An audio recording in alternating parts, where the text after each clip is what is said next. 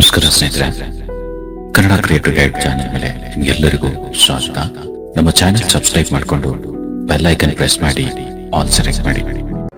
ನಮಸ್ಕಾರ ಸ್ನೇಹಿತರೆ, ಇವತ್ತಿನ ಈ ವಿಡಿಯೋದಲ್ಲಿ ಐಡೆಂಟಿಟಿ ವೆರಿಫಿಕೇಷನ್ ಮಾಡೋದು ಹೇಗೆ ನೋಡೋಣ. ID ವೆರಿಫಿಕೇಷನ್ ಅಂತ ಇರುತ್ತೆ, ಆ್ಯಡ್ಸೆನ್ಸಲ್ಲಿ ID ವೆರಿಫಿಕೇಷನ್ ಮಾಡೋದಿರುತ್ತೆ. ID ವೆರಿಫಿಕೇಷನ್ ಆದಮೇಲೆ ಡೈರೆಕ್ಟಾಗಿ ನಾವು ಅದ್ರ ಜೊತೆ ಟ್ಯಾಕ್ಸ್ ಇನ್ಫಾರ್ಮೇಷನ್ ತುಂಬೋದು ಹೇಗೆ, ಈ ಎರಡೂ ಕೂಡ ನೋಡೋಣ ಇಲ್ಲಿ. ಸೊ ನಮ್ಮ ಸಬ್ಸ್ಕ್ರೈಬರ್ಸ್ ಒಬ್ಬರು ಚಾನಲ್ ಇದೆ, ಇವರಿಗೆ ID ವೆರಿಫಿಕೇಷನ್ ಮಾಡೋದು ಗೊತ್ತಿಲ್ಲ ಅಂತ ಹೇಳ್ತಿದ್ದಾರೆ. ಸೊ ನಾನು ಇದರಲ್ಲಿ ಮಾಡಿಕೊಡ್ತಾ ಇದ್ದೀನಿ. ಸೊ ನೋಡಿ, ನಿಮ್ಮ ಚಾನಲ್ ಮೇಲೆ $10 ಆಯಿತು ಅಂದರೆ, $5 ರಿಂದ $10 ಆಯಿತು ಅಂದರೆ ID ವೆರಿಫಿಕೇಷನ್ ಮಾಡಿ ಅಂತ ಒಂದು ಮೇಲ್ ಬರುತ್ತೆ. ಸೊ ಇಲ್ಲಿ ಮೇಲ್ ನೋಡ್ಬೋದು, ಇಲ್ಲಿ ಮೇಲ್ ಬಂದಿದೆ. ಸೊ ಈ ಮೇಲಲ್ಲಿ ನಿಮಗೆ ID ವೆರಿಫಿಕೇಷನ್ ಮಾಡಿ ಅಂತ ಬಂದಿರುತ್ತೆ, ಇಲ್ಲಿ ನೋಡ್ಬೋದು. ಸೊ ವೆರಿಫೈ ನಾವು ಅಂತಾನು ಇಲ್ಲಿ ಬಟನ್ ಕೂಡ ಬಂದಿರುತ್ತೆ. ಬಟ್ ಇಲ್ಲಿ ನೀವು ಏನು ಕ್ಲಿಕ್ ಮಾಡಿಬಿಡಿ, ಏನು ಮಾಡಬೇಕು, ನೀವು ಡೈರೆಕ್ಟ್ ಆ್ಯಡ್ಸೆನ್ಸನ್ನು ಇಲ್ಲಿ ಓಪನ್ ಮಾಡಿ. ಆ್ಯಡ್ಸೆನ್ಸ್ ಅಂತ ಇಲ್ಲಿ ಓಪನ್ ಮಾಡಿ. ಇಲ್ಲಿ ಬ್ರೌಸರ್ನಲ್ಲಿ ಮಾಡ್ತಾ ಇದ್ದೀನಿ, ನೀವು ಬ್ರೌಸರಲ್ಲೇ ಮಾಡಬೇಕು ಇದನ್ನು. ಸೊ ಬ್ರೌಸರಲ್ಲಿ ಆ್ಯಡ್ಸೆನ್ಸ್ ಅಂತ ಕ್ಲಿಕ್ ಮಾಡಿ. ಬ್ರೌಸರಲ್ಲಿ ಫಸ್ಟ್ ಬರೋ ಲಿಂಕ್, ಇಲ್ಲ ಅಂದರೆ ನೀವೇನು ಮಾಡಬೇಕು, AdSense.google.com ಅಂತ ಹಾಕಿ ಸರ್ಚ್ ಮಾಡಿ, ಅದು ಕೂಡ ಬರುತ್ತೆ. ಆ ರೀತಿ ಮಾಡಿ. ಸೊ ಬಂದಮೇಲೆ ಇಲ್ಲಿ ಸೈನ್ ಇನ್ ಅಂತ ಇರುತ್ತೆ, ಸೈನ್ ಇನ್ ಮೇಲೆ ಮಾಡಿ, ಇಲ್ಲ ಸ್ಟಾರ್ಟ್ ಅಂತ ಇರುತ್ತೆ, ಸ್ಟಾರ್ಟ್ ಮಾಡಿ ಕ್ಲಿಕ್ ಮಾಡಿ. ಮಾಡಿದ ಮೇಲೆ ನಿಮ್ಮ ಅಕೌಂಟ್ ಓಪನ್ ಆಗುತ್ತೆ. ಓಪನ್ ಆದಮೇಲೆ ಲೆಫ್ಟ್ ಹ್ಯಾಂಡ್ ಸೈಡ್ನಲ್ಲಿ ಏನಿರುತ್ತೆ ಅಂದರೆ 3 ಲೈನ್ ತೋರಿಸ್ತಾ ಇರುತ್ತೆ. ಇಲ್ಲಿ ಮೇಲ್ಗಡೆ ನೋಡಿ 3 ಲೈನ್ ಇದೆ. ಸೊ ಈ 3 ಲೈನ್ ಕೆಳಗಡೆನೇ ಕೆಲವೊಂದಿಷ್ಟು ಆಪ್ಷನ್ ತೋರಿಸ್ತಾ ಇರುತ್ತೆ. ಇಲ್ಲಿ ಕೆಳಗಡೆ ನೋಡಿ. ಸೊ ಇಲ್ಲಿ ಈ ಆಪ್ಷನ್ನಲ್ಲಿ ನೀವೇನು ಮಾಡಬೇಕು, ಈ 3 ಲೈನ್ ಮೇಲೆ ಕ್ಲಿಕ್ ಮಾಡಿ. ಸೊ 3 ಲೈನ್ ಮೇಲೆ ಕ್ಲಿಕ್ ಮಾಡಿದರೆ ಎಕ್ಸ್ಪಾಂಡ್ ಆಗುತ್ತೆ, ಮೆನು ಎಕ್ಸ್ಪಾಂಡ್ ಆಗುತ್ತೆ. ಆಮೇಲೆ ಇಲ್ಲಿ ಪೇಮೆಂಟ್ಸ್ ಅಂತ ಬರುತ್ತೆ, ಪೇಮೆಂಟ್ಸ್ ಮೇಲೆ ಕ್ಲಿಕ್ ಮಾಡಿ. ಸೊ ಪೇಮೆಂಟ್ ಮೇಲೆ ಕ್ಲಿಕ್ ಮಾಡಿದರೆ ಪೇಮೆಂಟ್ ಇನ್ಫಾರ್ಮೇಷನ್ ಅಂತ ಇರುತ್ತೆ ಒಂದು, ಆಮೇಲೆ ವೆರಿಫಿಕೇಷನ್ ಚೆಕ್ ಅಂತ ಇರುತ್ತೆ. ಸೊ ಪೇಮೆಂಟ್ಸ್ ನೀವು ವೆರಿಫಿಕೇಷನ್ ಮಾಡೋಕ್ಕಿಂತ ಮುಂಚೆ ನೀವು ಹಾಕಿರೋ ಹೆಸರು ಅದು ಇದು ಸರಿಯಾಗಿದೆಯಲ್ಲ ಒಮ್ಮೆ ಚೆಕ್ ಮಾಡಿ ಸ್ನೇಹಿತರೆ. ನಿಮ್ಮ ಪ್ಯಾನ್ ಕಾರ್ಡಲ್ಲಿ ಯಾರ ಹೆಸರಲ್ಲಿ ನೀವು ಆ್ಯಡ್ಸೆನ್ಸ್ ಮಾಡಿದ್ದೀರಾ ಅವರ ಆ್ಯಡ್ಸೆನ್ಸು ಮತ್ತು ಆ್ಯಡ್ಸೆನ್ಸ್ನಲ್ಲಿ ಹಾಕಿರೋ ಹೆಸರು ಮತ್ತು ಪ್ಯಾನ್ ಕಾರ್ಡಲ್ಲಿರೋ ಹೆಸರು ಸೇಮ್ ಮ್ಯಾಚ್ ಆಗಬೇಕು. ಆ ರೀತಿ ಇದ್ದರೆ ಅದನ್ನು ಮಾಡಬೇಕು ನೀವು. ಸೊ ನಾನಿಲ್ಲಿ ನಮ್ಮ ಸಬ್ಸ್ಕ್ರೈಬರ್ಸ್ ಒಬ್ಬರು ಹಾಕಿದ್ದಾರೆ, ಅದನ್ನು ನಾನಿಲ್ಲಿ ಮಾಡ್ತಿದ್ದೀನಿ. ಸೊ ಫಸ್ಟ್ ಇಲ್ಲಿ ನಾನು ಡೌನ್ಲೋಡ್ ಮಾಡ್ಕೊಳ್ತೀನಿ ಇದನ್ನು, ಪ್ಯಾನ್ ಕಾರ್ಡನ್ನು. ಸೊ ಪ್ಯಾನ್ ಕಾರ್ಡಲ್ಲಿ ಹೇಗಿದೆಯೋ ಅದೇ ರೀತಿ ಆ್ಯಡ್ಸೆನ್ಸಲ್ಲಿ ಹೆಸರು ಇರಬೇಕು, ಇದು ನೆನಪಿರಲಿ ಸ್ನೇಹಿತರೆ. ಇದು ತುಂಬ ಇಂಪಾರ್ಟೆಂಟ್ ಇರುತ್ತೆ. ಇಲ್ಲಿ ನೀವು ಕರೆಕ್ಟಾಗಿ ಹಾಕಬೇಕು, ಇಲ್ಲಾಂದರೆ ರಿಜೆಕ್ಟ್ ಆಗುತ್ತೆ. ಸೊ ಇದೆರಡು ನಾನು ಡೌನ್ಲೋಡ್ ಮಾಡಿಕೊಂಡೆ. ಸೊ ಒಮ್ಮೆ ನಾನು ಪ್ಯಾನ್ ಕಾರ್ಡಲ್ಲಿ ಹೆಸರು ಹೇಗಿದೆ ಅಂತ ಒಮ್ಮೆ ಚೆಕ್ ಮಾಡ್ತೀನಿ. ಸೊ ಇಲ್ಲಿ ಶಾಂತಲಾ ಸುರೇಶ್ ಕಾರ್ನಿಕ್ ಅಂತ ಇವ್ರ ಹೆಸರಿದೆ. ಸೊ ಇಲ್ಲಿ ಏನಿದೆ ಅಂದರೆ ಎಸ್ ಅಂತ ಹಾಕಿದ್ದಾರೆ. ಸೊ ಇಲ್ಲಿ ಒಂದು ಸ್ವಲ್ಪ ನೇಮ್ ಕಂಪ್ಲೀಟ್ ಆಗಿಲ್ಲ. ಸೊ ನೇಮ್ ನಾವು ಒಂದು ಸ್ವಲ್ಪ ಎಡಿಟ್ ಮಾಡ್ಕೊಳ್ಳೋಣ. ಹೀಗೆ ಆ ವೆರಿಫಿಕೇಷನ್ ಮಾಡೋಕ್ಕಿಂತ ಮುಂಚೆನೇ ಇದೆಲ್ಲ ನೀವು ಮಾಡೋಕ್ಕೆ ಬರುತ್ತೆ. ವೆರಿಫಿಕೇಷನ್ ಆಯಿತು ಅಂದರೆ ಒಮ್ಮೆ ವೆರಿಫಿಕೇಷನ್ ಆದಮೇಲೆ ಹೆಸರು ಅದು ಇದು ಇಲ್ಲಿ ಚೇಂಜಸ್ ಮಾಡಲಿಕ್ಕೆ ಬರಲ್ಲ. ಸೊ ನೀವೇನು ಮಾಡಬೇಕು, ಅದನ್ನು ಸರಿಯಾಗಿ ಏನು ಪ್ಯಾನ್ ಕಾರ್ಡಲ್ಲಿ ಹೆಸರಿದೆ SURESH ಅದನ್ನೇ ನೀವು ಇಲ್ಲಿ ಹಾಕಬೇಕು ಸ್ನೇಹಿತರೆ. ಸೊ ಹಾಕಿ ಅದನ್ನು ಅಪ್ಲೈ ಮಾಡಬೇಕು. SURESH ಅಂತ ಇದೆ, ಸುರೇಶ್ SURESH ಸುರೇಶ್ ಅಂತ ಇದೆ. ನಾನು ಹಾಕಿ ಇದನ್ನು ಸೇವ್ ಮಾಡ್ತೀನಿ. ಸೊ ಇದು ಸೇವ್ ಮಾಡಿದ ಮೇಲೆ ನಾವೇನು ಮಾಡೋಣ, ಈಗ ಈ ಸೈಡ್ನಲ್ಲಿ ಮೆನು ಬಾರ್ನಲ್ಲಿ ಹೋಗಿ ವೆರಿಫಿಕೇಷನ್ ಚೆಕ್ ಮೇಲೆ ಹೋಗೋಣ. ವೆರಿಫಿಕೇಷನ್ ಚೆಕ್ ಮೇಲೆ ಹೋಗಿ ಇಲ್ಲಿ ನೀಡ್ಸ್ ಅಟೆನ್ಷನ್ ಅಂತ ಬಂದಿದೆ ನೋಡಿ. ಐಡೆಂಟಿಟಿ ವೆರಿಫಿಕೇಷನಲ್ಲಿ ನೀಡ್ಸ್ ಅಟೆನ್ಷನ್ ಅಂತ ಬಂದು ಇಲ್ಲಿ ಒಂದು ಬಟನ್ ಬಂದಿದೆ, ಇದ್ರ ಮೇಲೆ ಕ್ಲಿಕ್ ಮಾಡಿ, ಟೇಕ್ ಆ್ಯಕ್ಷನ್ ಮೇಲೆ. ಸೊ ಟೇಕ್ ಆ್ಯಕ್ಷನ್ ಮೇಲೆ ಕ್ಲಿಕ್ ಮಾಡಿದ ಮೇಲೆ ಈ ರೀತಿ ಒಂದು ಬರುತ್ತೆ. ಇಲ್ಲಿ ವೆರಿಫೈ ನಾವು ಅಂತ ಇದೆ ನೋಡಿ. ಸೊ ಅದು ಬರಲಿಲ್ಲ ಅಂದರೆ ಡೈರೆಕ್ಟಾಗಿ ವೆರಿಫೈ ಅಂತ ಬಂದುಬಿಡುತ್ತೆ. ಸೊ ಇದನ್ನು ಕ್ಲಿಕ್ ಮಾಡಿ, ಇಲ್ಲಿ ಓಪನ್ ಆಗುತ್ತೆ. ಸೊ ಇಲ್ಲಿ ನೀವು ಏನು ಡಾಕ್ಯುಮೆಂಟ್ ಹಾಕಬೇಕು ಅಂದ್ಕೊಂಡಿದ್ದೀರಾ ಅದನ್ನು ಸೆಲೆಕ್ಟ್ ಮಾಡಿ. ಸ್ಟಾರ್ಟ್ ವೆರಿಫಿಕೇಷನ್ ಮೇಲೆ ಕ್ಲಿಕ್ ಮಾಡಿ. ಆಮೇಲೆ ಇಲ್ಲಿ ಲೀಗಲ್ ನೇಮಲ್ಲಿ ಕ್ಲಿಕ್ ಮಾಡಿದರೆ ನೀವು ಹಾಕಿರೋ ನೇಮ್ ಇಲ್ಲಿ ಬಂದುಬಿಡುತ್ತೆ, ಅದನ್ನು ಸೆಲೆಕ್ಟ್ ಮಾಡ್ಕೊಂಡ್ಬಿಡಿ. ಅದಾದಮೇಲೆ ಏನು ಡಾಕ್ಯುಮೆಂಟ್ಸ್ ಹಾಕಬೇಕು ಅಂದ್ಕೊಂಡಿದ್ದೀರಾ ಅದನ್ನು ಹಾಕಿ. ಪ್ಯಾನ್ ಕಾರ್ಡ್ ಅಂತ ನಾನು ಸೆಲೆಕ್ಟ್ ಮಾಡ್ತೀನಿ. ಇಲ್ಲಿ ಅಪ್ಲೋಡ್ ಮೇಲೆ ಫ್ರಂಟ್ ಆ್ಯಂಡ್ ಬ್ಯಾಕ್ ಎರಡೂ ಕೂಡ ಸೆಲೆಕ್ಟ್ ಮಾಡ್ಕೋಬೇಕು. ಸೊ ಈ ಡಾಕ್ಯುಮೆಂಟ್ಸ್ ಹಾಕಬೇಕಾದ್ರೆ ಸ್ನೇಹಿತರೆ, ನೀವು ನಿಮ್ಮ ಮೊಬೈಲ್ನಿಂದ ಪಿಕ್ಚರ್ ತೆಗೆಯುವಾಗ ಏನು ಮಾಡಬೇಕು, ಫೋಟೋ ತೆಗೆಯುವಾಗ ಟೇಬಲ್ ಮೇಲೆ ಇಟ್ಟು ಅದನ್ನು ಸೈಡಲ್ಲಿ ಟೇಬಲ್ ಕೂಡ ಬರೋ ಹಾಗೆ, ಅಂದರೆ ನ್ಯಾಚುರಲ್ ಆಗಿ ಕಾಣೋ ರೀತಿ ನೀವು ಇಮೇಜನ್ನು ತೆಗಿಬೇಕು. ಆ ರೀತಿ ತೆಗೆದುಬಿಟ್ಟು ಅದನ್ನು ಅಪ್ಲೋಡ್ ಮಾಡಬೇಕು. ಆವಾಗಲೇ ಅದು ಎಕ್ಸೆಪ್ಟ್ ಆಗುತ್ತೆ, ಇಲ್ಲಾಂದರೆ ರಿಜೆಕ್ಟ್ ಆಗುತ್ತೆ. ಸೊ ನಾನಿಲ್ಲಿ ಅದನ್ನು ಅಪ್ಲೋಡ್ ಮಾಡ್ತೀನಿ. ಸೊ ಫ್ರಂಟ್ ಫಸ್ಟ್ ನಾನು ಅಪ್ಲೋಡ್ ಮಾಡ್ತೀನಿ. ಅದಾದಮೇಲೆ ಬ್ಯಾಕ್ ಕೂಡ ನಾನಿಲ್ಲಿ ಅಪ್ಲೋಡ್ ಮಾಡ್ತೀನಿ. ಫ್ರಂಟ್ ಅಪ್ಲೋಡ್ ಆಗಿದೆ, ಈಗ ಬ್ಯಾಕ್ ಅಪ್ಲೋಡ್ ಮಾಡೋಣ. ಸೊ ಎರಡೂ ಕೂಡ ನಾನು ಅಪ್ಲೋಡ್ ಮಾಡ್ತೀನಿ. ಅಪ್ಲೋಡ್ ಮಾಡಿದ್ಮೇಲೆ ಇಲ್ಲಿ ನೆಕ್ಸ್ಟ್ ಅಂತ ಇರುತ್ತೆ, ನೆಕ್ಸ್ಟ್ ಮೇಲೆ ಕ್ಲಿಕ್ ಮಾಡಿ. ಅಡ್ರೆಸ್ ಇಲ್ಲಿ ಕೇಳುತ್ತೆ, ಹಾಕಿರೋ ಅಡ್ರೆಸ್ ಇಲ್ಲಿ ಒಂದು ಕ್ಲಿಕ್ ಮಾಡಿದ್ರೆ ಸಾಕು, ಮೊದಲಿನ ಅಡ್ರೆಸ್ ಇಲ್ಲಿ ಬಂದ್ಬಿಡುತ್ತೆ ಸರಿಯಾಗಿ. ಸೊ ಅಡ್ರೆಸ್ಸಲ್ಲಿ ಎಲ್ಲನೂ ಸರಿಯಾಗಿ ಹಾಕಬೇಕು.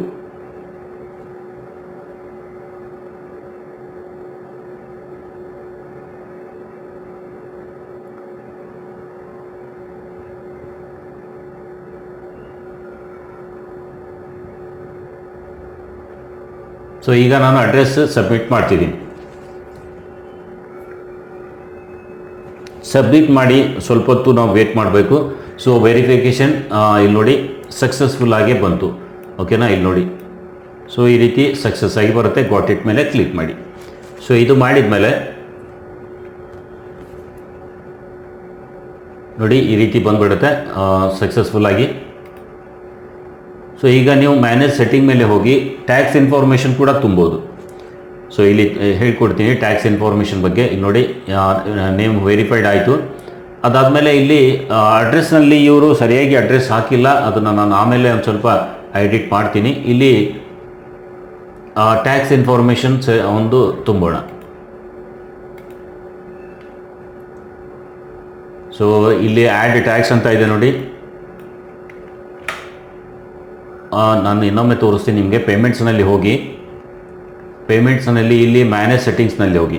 ಮ್ಯಾನೇಜ್ ಸೆಟ್ಟಿಂಗ್ಸ್ನಲ್ಲಿ ಹೋದಾಗ ಇಲ್ಲಿ ನೋಡಿ ಕೆಳಗಡೆ ಇಲ್ಲಿ ಯುನೈಟೆಡ್ ಸ್ಟೇಟ್ಸ್ ಟ್ಯಾಕ್ಸ್ ಇನ್ಫಾರ್ಮೇಷನ್ ಇದೆ. ಈ ಪೆನ್ಸಿಲ್ ಐಕನ್ ಮೇಲೆ ಕ್ಲಿಕ್ ಮಾಡಿದರೆ ಇಲ್ಲಿ ಮ್ಯಾನೇಜ್ ಟ್ಯಾಕ್ಸ್ ಇನ್ಫಾರ್ಮೇಷನ್ ಅಂತ ಬ್ಲೂ ಅಲ್ಲಿ ಬಂದಿದೆ. ಸೊ ಇದ್ರ ಮೇಲೆ ಕ್ಲಿಕ್ ಮಾಡಿ. ಇದ್ರ ಮೇಲೆ ಕ್ಲಿಕ್ ಮಾಡಿದರೆ ಒಂದು ಫಾರ್ಮ್ ಓಪನ್ ಆಗುತ್ತೆ.